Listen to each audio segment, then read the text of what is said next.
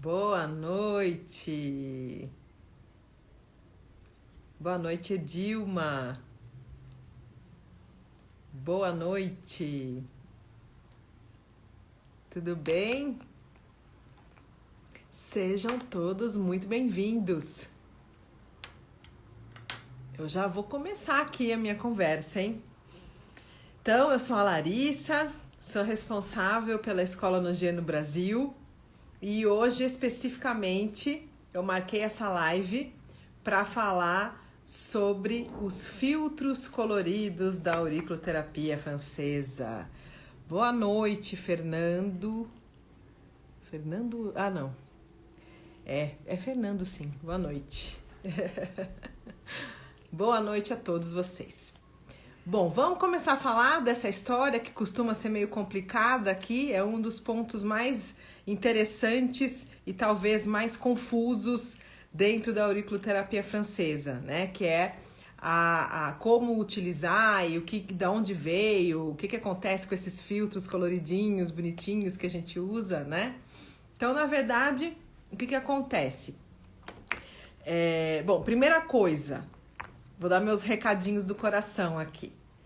A primeira coisa que é interessante é que amanhã nós teremos o vídeo do terceiro pilar da auriculoterapia francesa, que é o vídeo das frequências de Nogier. Vai ser super importante assistir esse vídeo que vai estar no YouTube amanhã, eu vou avisar provavelmente por aí quando ele for publicado, porque ele vai dar um suporte do entendimento do que eu vou falar hoje. Então, para quem gosta desse tema, é super importante falar,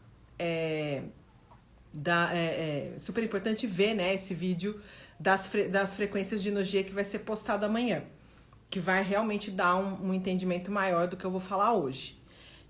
Outra coisa super interessante é que quando vocês estão numa live que vocês gostam bastante, que vocês acham que tem outras pessoas que poderiam se aproveitar, né, desse momento, vocês podem mandar a live através desse, aqui não sei se eu vou conseguir mostrar, desse sinalzinho que parece um avião. Você consegue enviar a live para pessoas que sejam interessadas no assunto também. Então, vale a pena, porque de repente você tem algum colega profissional da área da saúde que não conhece ainda aqui o canal da escola, e aí você pode então divulgar para ele, né, falar com que pode aproveitar desse conhecimento.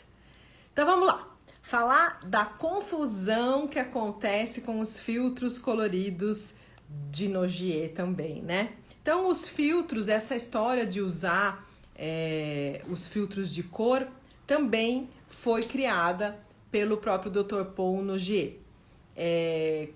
Isso também se baseia nas questões da divisão da luz branca, né? Então a gente sabe que a luz branca é composta por todas as frequências que tem de cores. E nesse ritmo de pensamento, ele subdividiu também as frequências em cores específicas, que ele fez testes para conseguir encontrar as zonas referentes a cada cor no corpo. Então, se a gente for comparar com a pesquisa de frequências que ele fez a pesquisa de frequências primeiro. E a pesquisa de frequência foi muito mais minuciosa, né? Ele realmente percorreu todas as frequências, mais ou menos até 1000 Hz, para conseguir encontrar as 7 primeiras lá, as 7 únicas, na verdade, que ele encontrou. E depois, muito futuramente, lá em 2006, é que o filho, né, o Dr. Raphael Nogier, encontrou a 8ª frequência e aumentou aí para 8, no caso, as frequências de Nogier. São poucas as pessoas que conhecem, né, essa atualização, mas ela é real e ela é fundamentada e ela tem uma ação super importante, principalmente na lateralidade. Os filtros, ele pesquisou de uma maneira diferente, ele pesquisou passando, né, os filtros por sobre a pele do paciente. Foi muito mais rápido e muito mais simples de encontrar. Os filtros, na verdade, a pesquisa que ele fez de filtro não utilizava luz, né? Então, não tinha uma ação fotônica com relação a fótons, esse trabalho do Nogier. O que ele utilizava? Ele utilizava o pulso. Então, através do sinal vascular é que ele confirmava qual era a cor correspondente a cada uma das zonas que ele já tinha encontrado, inclusive através das frequências. É super importante reforçar que essas cores, gente, elas não são simples cores que a gente poderia comprar acrílico ou, sei lá, celofane. Isso aqui não tem nada a ver com cromoterapia, tá? É super importante reforçar isso. As cores, elas são feitas, esses filtros, eles são feitos daquelas placas de filmes cinematográficos. O que é isso? Essas placas de filmes cinematográficos, elas respeitam a frequência exata daquela cor específica. Então, só para vocês terem uma noção, deixa eu ver o que eu tenho aqui. Eu tenho, cada um tem uma ação diferente, né? Mas só para vocês terem uma noção,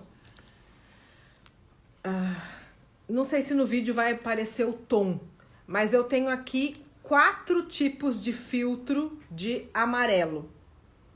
Cada um é diferente do outro e cada um tem uma função diferente do outro.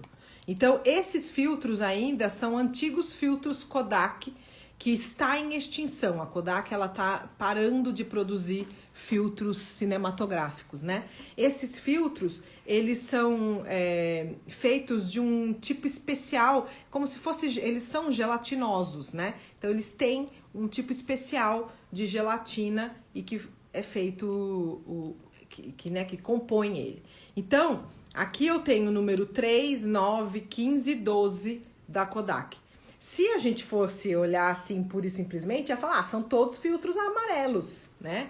Só que cada um tem uma frequência específica que compõe o amarelo e tem uma ação específica na avaliação do paciente. Então, é bastante importante você entender que não é qualquer cor, qualquer acrílico ou luz amarela que daria para fazer esses testes relacionados ao uso dos filtros. Então, fazendo uma diferenciação dentro da auriculoterapia, né? O que acontece? Quando a gente tem 2 tipos de análise da resposta da pele com relação a essas frequências. Os 2 tipos de análise são fotoemissão e fotorecepção. Quando eu estou analisando a fotorecepção do paciente, né, quando eu estou vendo como é que essa pele está recebendo todas as frequências que existem, porque isso também faz parte da saúde, eu vou lidar com frequências luminosas. Eu vou procurar emitir essas frequências através de luz. Eu vou precisar de fótons para ver se a minha pele está, ou no caso a pele de quem está sendo avaliado, se ela está recebendo adequadamente a frequência que esses fótons emitem. Então, o que eu vou encontrar? O que eu posso, né? Quais são as minhas possibilidades? Quando eu estou fazendo a análise da fotopercepção, eu vou achar patologias em buracos de recepção dessas frequências.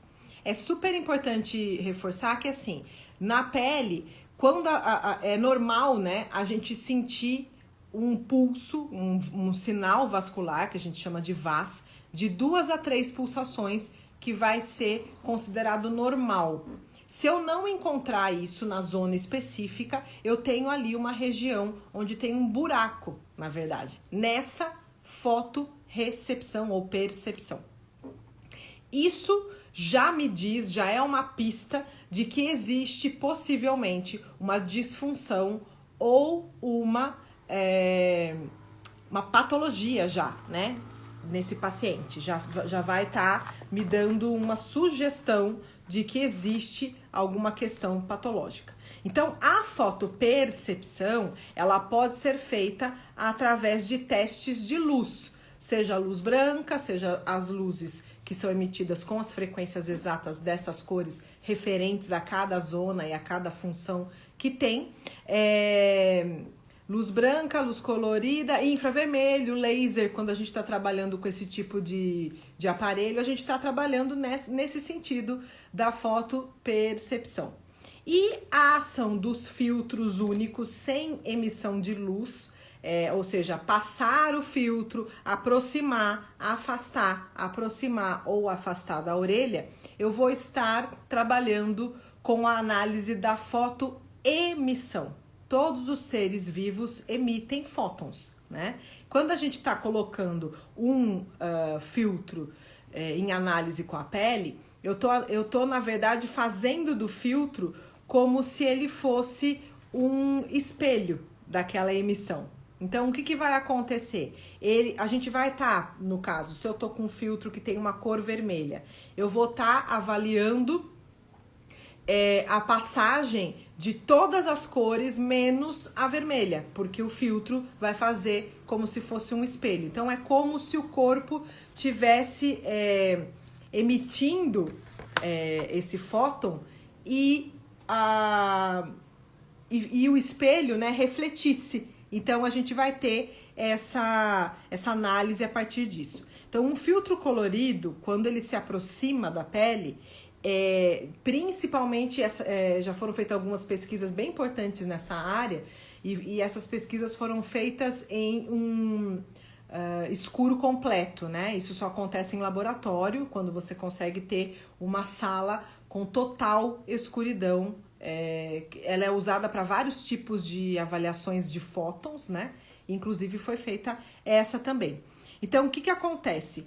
Quando eu tenho uma alteração nesse sentido, eu sei que a aproximação desse filtro gerou uma alteração orgânica, que é uma alteração biofotônica, que a gente chama, né? E isso vai alterar a emissão do VAS. Isso vai alterar o meu VAS. Eu vou conseguir perceber que existe alguma questão, né, envolvida nessa área. Então, o que acontece? Eu vou, na verdade, eu tenho dois tipos de possibilidades de avaliação com o filtro. Uma possibilidade é através da projeção no corpo desse paciente, avaliando algumas regiões do corpo mesmo, né? E normalmente isso a gente até chama de fotograma, né? Quando você faz a avaliação do corpo inteiro com relação às recepções das frequências a partir dos filtros. E quando eu encontrar, então, um buraco nessa recepção, eu posso desconfiar de uma patologia, né? Porque vai estar acontecendo ali um problema na neuromediação química que vai gerar futuramente, no caso, um fóton, uma emissão de fóton, que seria a saúde daquela pessoa, né? É super importante quando a gente trabalha, na verdade, realmente é uma construção de pensamento, né? E não é à toa que eu coloquei na playlist, ela vai ser completada semana que vem, vai ser completada amanhã, na verdade, né? Os 3 pilares da auriculoterapia. Por quê? Porque realmente, a partir de agora, a gente vai construir, a partir dessa fase mais avançada, né? A gente vai construir o pensamento em cima das frequências de Nogier e do sinal vascular. Então, tudo do que eu tô falando aqui está sendo avaliado entre as frequências e o pulso radial, o sinal vascular que vai acontecer no pulso radial. Então, o que acontece? Quando eu estou avaliando uma frequência, essa frequência ela tem que dar um sinal de VAS considerado saudável, que é mais ou menos de 2 a 3 pulsações. Se ela não dá, ou se ela me esgota o VAS, o que é isso? Você aproxima, ele responde, você aproxima, ele responde, e isso infinitamente. Se em algum momento ele deixar de responder ou você perceber um esgotamento, isso não é possível continuar nessa avaliação. A primeira coisa que você teria que fazer era consertar esse esgotamento, porque ele é a base da nossa avaliação.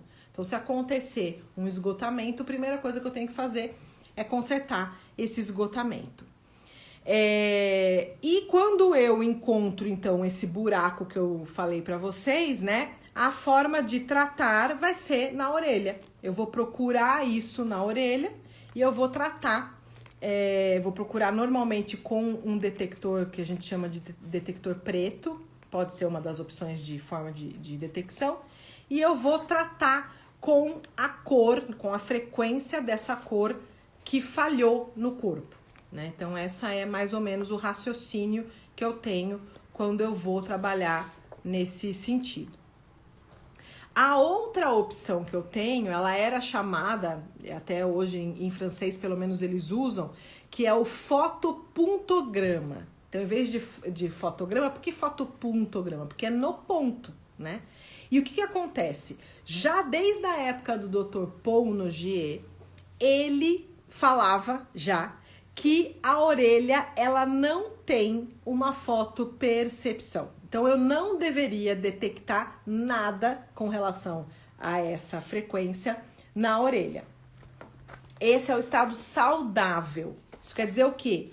Que só vai ter, então, uma possibilidade de avaliação, ou seja, eu só vou encontrar um ponto que reage através de uma frequência, em caso da frequência de cor, tá? Dos filtros, não vão me confundir as coisas. No caso de uma disfunção.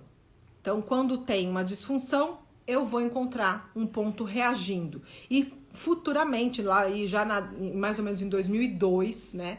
Em pesquisas de 2002, eles perceberam que os pontos que reagem são o CNV. Então, quando a gente está falando de ponto reflexo, ele não tem uma ação fidedigna com relação a isso, né? Então, vão ser os pontos de disfunção mesmo, que vai ter uma resposta melhor e que vai realmente reagir quando está em estado patológico. E aí, a partir desse momento, eu vou poder, então, estimular com a cor que ele estiver respondendo. Eu acho que é mais ou menos assim. É difícil colocar só em palavras, né, esse raciocínio, que ele é um pouco mais avançado mesmo dentro da técnica. Então, é bom a gente diferenciar, tá? Ao contrário da projeção, né, no nosso corpo, a diferença na pele a gente vai ter um buraco, e esse buraco vai ter, então, a falta de vaz. E aí eu vou procurar na orelha, através de uma detecção de pontos negros, que a gente chama, e eu vou tratar com a frequência correspondente. Quando eu tô falando do ponto, nenhum ponto deveria reagir a nenhum estímulo de aproximação de filtro, por exemplo, ou quando tem um aparelho, existe um aparelho específico disso, que você tem a caneta emitindo a frequência exata, ele não deveria responder. Se ele responder, é porque a gente está num estado de disfunção, que não é interessante, e a gente vai ter que corrigir, né? Agora, uma pergunta interessante, né? Uma análise interessante. Vocês acham que a frequência de Nogier, a frequência emitida por laser, por exemplo, né? A frequência emitida por aparelhos de infravermelho, é a mesma coisa que a frequência, porque a gente tem as correspondentes com relação à cor, né? Vocês acham que seria a mesma coisa? Então, por exemplo, se eu tô querendo avaliar uma frequência A, eu posso colocar lá a frequência A num aparelho que tem uma emissão luminosa, como é um laser, por exemplo, ou então usar um filtro que é correspondente à frequência A, e a mesma coisa que eu vou encontrar, vai ser o mesmo resultado, né? Vai ser a mesma patologia ou a mesma questão quando eu estou avaliando um paciente? Não. Uma coisa é uma coisa, outra coisa é outra coisa. Então, o que acontece? A frequência A, quando eu estou avaliando no corpo, por exemplo, ela pode me dar uma pista de uma situação inflamatória. Então, se eu encontro uma frequência A em alguma região, por exemplo, sei lá, no ombro, alguma coisa assim, eu tenho uma ideia de que possa estar acontecendo uma inflamação ali. Logicamente que eu posso tratar na orelha, e se a pessoa tem um médico que acompanha e tudo mais, ela pode até se recorrer a algum outro tipo de recurso. Quando eu tenho uma falha na frequência A de cor, por exemplo, a única coisa que eu posso dizer é que naquela região está acontecendo uma falha na recepção dessa frequência. Eu não posso julgar que ali possa estar acontecendo uma inflamação, por exemplo. É só realmente uma falha de recepção de uma frequência. E quando a gente não tem o nosso corpo recebendo adequadamente todas as frequências, a gente vai estar entrando num estado patológico, tá? Isso é importante reforçar. Aí nós temos também a forma de utilizar esses filtros, né, em avaliação de fotoemissão, que eu já falei, que é quando a gente aproxima eles, a gente não está usando luz, a gente só está trabalhando com aproximação. Eu posso aproximar da orelha, eu posso aproximar do corpo, na região que eu estou querendo avaliar, e eu posso simplesmente colocar o filtro e fazer a avaliação no pulso, né, e ver. Então eu sempre vou estar colocando, tirando. Eu posso colocar mais de um para eu ver o que está acontecendo com mais de uma frequência ao mesmo tempo, né. Então quando eu faço aproximação na orelha, mais ou menos quando eu tô por volta de 6 a 8 centímetros, eu tenho que encontrar um VAS. Isso é normal, tá? Se acontece uma hiperreação, ou seja, eu estou super distante e já está acontecendo um VAS, eu já sei que ali pode estar acontecendo um problema. Então, por exemplo, se eu tenho um filtro de frequência B e vai acontecer uma hiperreação, eu tenho que procurar na zona B um ponto que possa estar me indicando um problema que pode estar acontecendo. Se eu aproximo no corpo, por exemplo, da mesma razão, quando eu estou por volta de 6 a 8 centímetros de aproximação, eu, numa pessoa saudável, na avaliação que vai estar saudável, eu tenho também uma resposta de VAS. E isso vai acontecer na zona respectiva àquela frequência. Quando ela está fora daquela zona, não é ideal que eu encontre uma reação do pulso. Isso também vai estar me indicando uma possibilidade de disfunção ou de uma situação patológica naquele paciente, tá? Não sei se está ficando claro para vocês. Se tiver alguma dúvida, alguma coisa conforme eu for falando, é só escrever aí a pergunta, por favor, tá? Que aí vai ficando cada vez mais rico aqui o que eu tô falando. Vocês, me digam uma coisa. Vocês já tinham ouvido falar de filtro coloridos dentro do uso da auriculoterapia?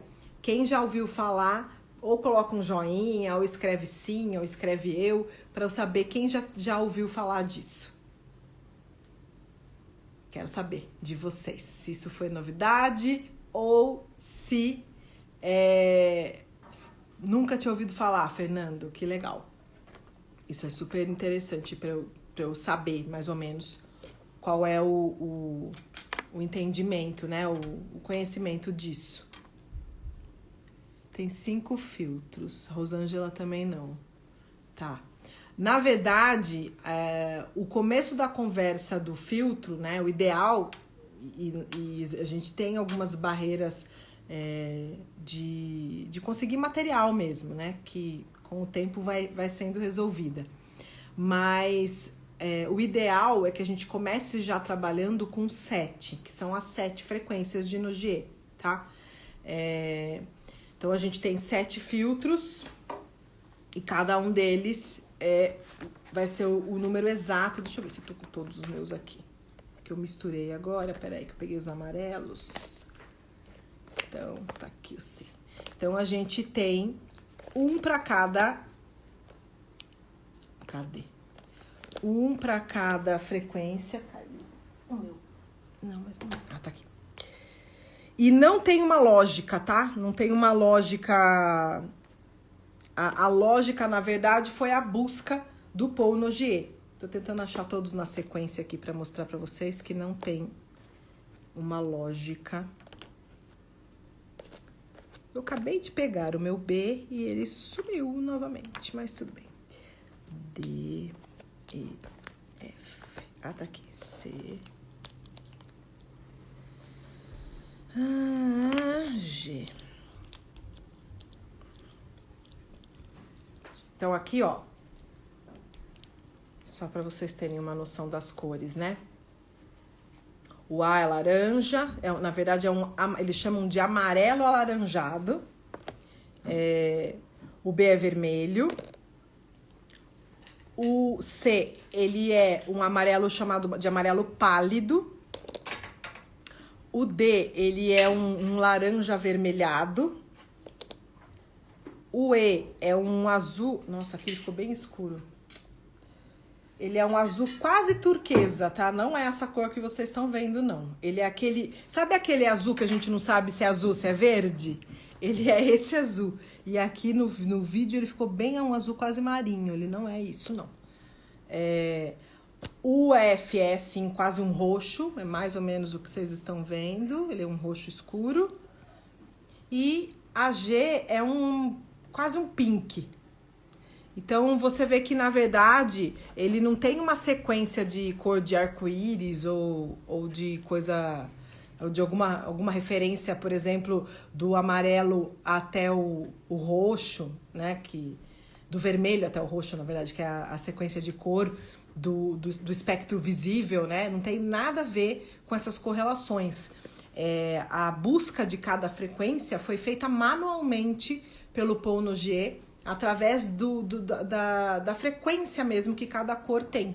E aí ele viu onde cada frequência reagia nas 7 zonas do nosso corpo, né? Foi realmente uma pesquisa que ele fez e que conseguiu determinar, então, essas zonas do corpo referente às frequências luminosas e às frequências que foram encontradas em filtros coloridos de emissão, né? Fora isso, a gente usa, os filtros já foram feitas, em todos esses anos de pesquisa, né? Já foram feitas várias outras correspondências. Por exemplo, eu tenho aqui os meus filtros de acetilcolina e noradrenalina, que um é mais vermelho, o outro é um magenta, né? E esses filtros, eles já foram correspondidos às ações do próprio nome, né? Da acetilcolina e da noradrenalina. E a gente usa eles, por exemplo, para fazer uma avaliação se existe uma inversão neurovegetativa naquele paciente. Ou seja, uma inversão de ação adequada entre o sistema nervoso simpático e parasimpático. Então, além das frequências de Nogier, nós temos outros usos dos filtros, sempre com essa razão entre fotopercepção e fotoemissão. Mas a gente não se prende só...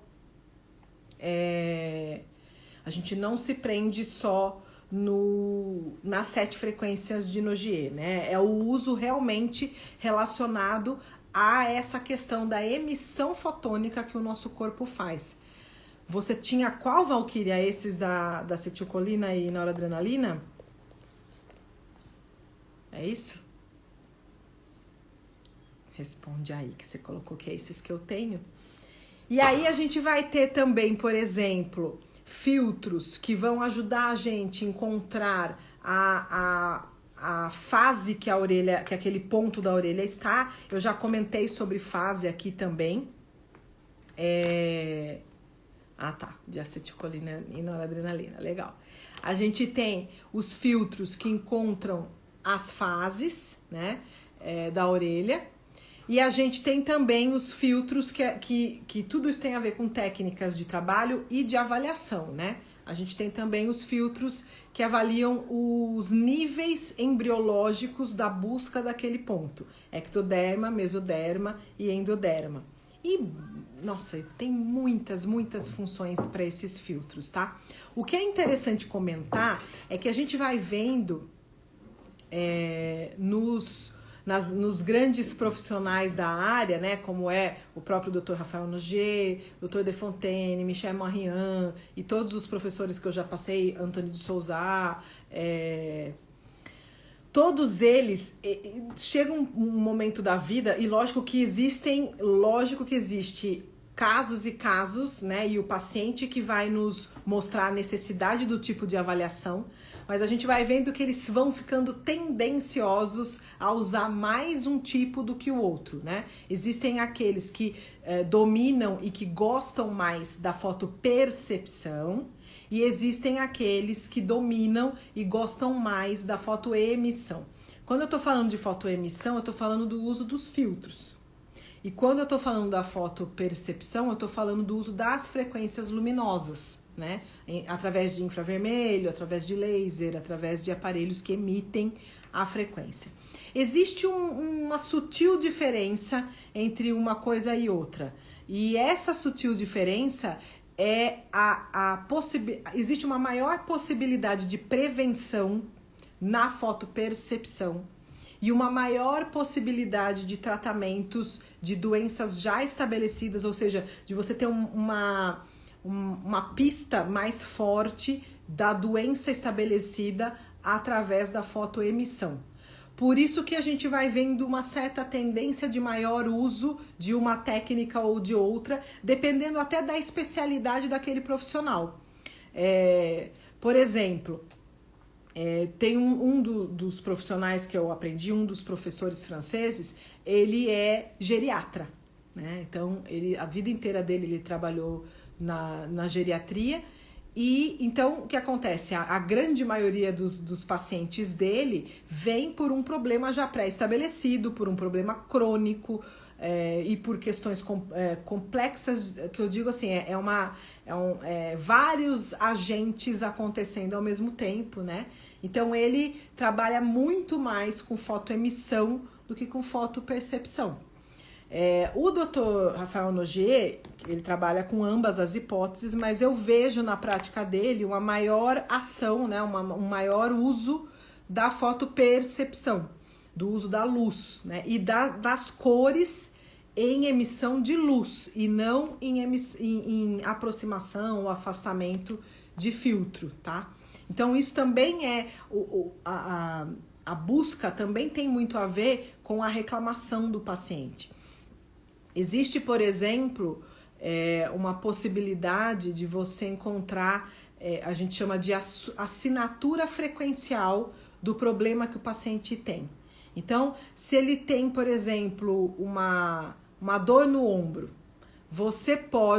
uma das formas de você trabalhar é você buscar nesse ombro a assinatura frequencial daquela alteração. Então, ele pode estar envolvido, por exemplo, com uma frequência A, uma frequência B e uma frequência F.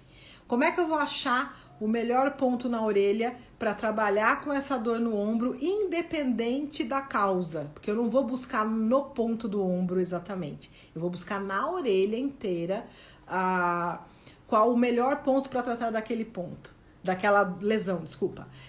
Eu vou achar, então, o ponto que tenha a mesma assinatura frequencial que aquele problema está emitindo. Então, o ponto que reagir na sequência exata de A, B e F é o melhor ponto que eu vou trabalhar, que vai resolver o problema do paciente, independente da onde ele esteja localizado na orelha. Não necessariamente é um ponto do ombro, né? Pode ser um ponto até dentro da concha, e na verdade, uma causa orgânica envolvida com aquele problema que o paciente está apresentando.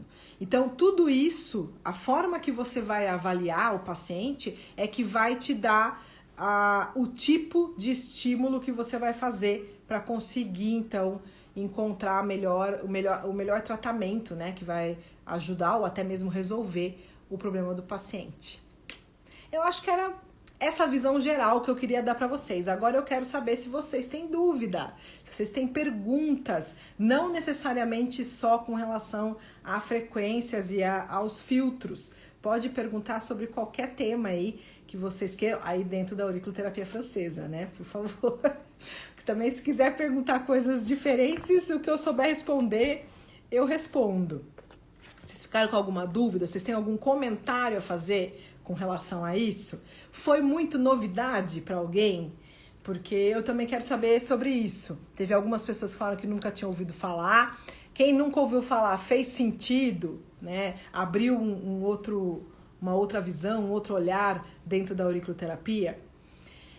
Eu não sei quem dentre vocês já vem me acompanhando há algum tempo, e eu tô tentando fazer. Vai ficar assim, Ana, vai ficar no IGTV, provavelmente. Normalmente eu já deixo no IGTV.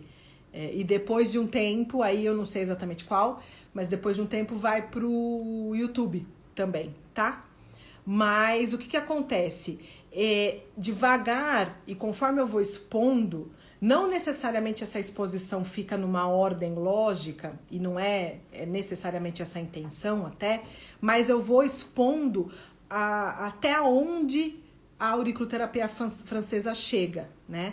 E com o tempo, conforme vocês vão me ouvindo falar, eu vou falar de coisas mais básicas, de coisas mais intermediárias, de coisas mais avançadas, mas o mais importante é que com o tempo vocês vão vendo o quanto o básico é super importante, né? A questão da detecção de pontos, a questão do respeito que a gente tem numa avaliação desse paciente. Quando a gente está no nível inicial do aprendizado, ela realmente, a auriculoterapia, ela se esbarra um pouco nas versões orientais, né? Na versão oriental chinesa dela. Ela se esbarra um pouco na cartografia e tudo mais. Mas conforme ela vai evoluindo, a gente vai vendo o quanto ela vai se distanciando. E chega um determinado momento da auriculoterapia avançada, ou a auriculoterapia com auxílio do VAS, ou a auriculomedicina, né, que não é o melhor nome, mas é o mais conhecido.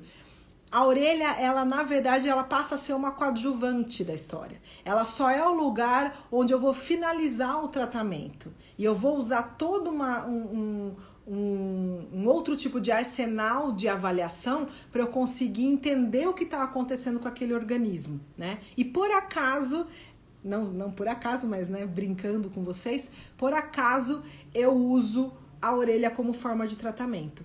Devagar eu quero que essa amplitude seja vista cada vez mais, né? Porque isso já resolve várias questões que ficam andando por aí com relação à auriculoterapia francesa, né? Eu não vi nenhuma pergunta. Ninguém tem dúvida, gente?